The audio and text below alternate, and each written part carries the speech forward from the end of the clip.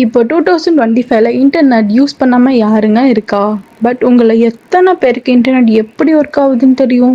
வாங்க short and ஸ்வீட்டா எப்படி ஒர்க் ஆகுதுன்னு பார்க்கலாம். பெரும்பாலும் நம்ம இன்டர்நெட் சேட்டலைட் வழியா தான் ட்ரான்ஸ்ஃபர் ஆகுதுன்னு நினைப்போம். அதாங்க இல்ல. நம்ம கரண்ட்டை எப்படி ஒயர் வழியா யூஸ் பண்றோமோ அதே மாதிரி தாங்க இன்டர்நெட்டும் ஃபைபர் ஆப்டிக் கேபிள்னு சொல்ற ஒரு ஒயர் மூலியமா தாங்க ட்ரான்ஸ்ஃபர் ஆகுதுன்னு உங்கள எத்தனை பேருக்கு தெரியும்? ஃபார் எக்ஸாம்பிள், இப்போ நீங்க டாக்கிங் டு வீடியோன்னு யூடியூப்ல சர்ச் பண்ணா, அது யூடியூபோட சர்வருக்கு ஒரு ரெக்வஸ்ட் சென்ட் பண்ணும். அந்த ரெக்வஸ்ட் நியர்பை செல் டவர் வரைக்கும் தாங்க வயர்லெஸ்ஸா டிராவல் ஆகும். அதுக்கப்புறம் செல் டவர்ல இருந்து யூடியூபோட சர்வர் வரைக்கும் ஃபைபர் ஆப்டிக் கேபிள் வழியா தாங்க அந்த ரெக்வஸ்ட்டை டிராவல் பண்ணி உங்களுக்கு அந்த வீடியோ எடுத்துட்டு வந்து தரும். வேர்ல்ட் வைடா மொத்தமா 500 கோடி கிலோமீட்டர் இந்த ஃபைபர் ஆப்டிக் கேபிள கடலுக்கு அடியிலயும் நிலத்துக்கு அடியிலயும் லே பண்ணியிருக்காங்க. இது வழியா தான் இன்டர்நெட் டிராவல் ஆகுது.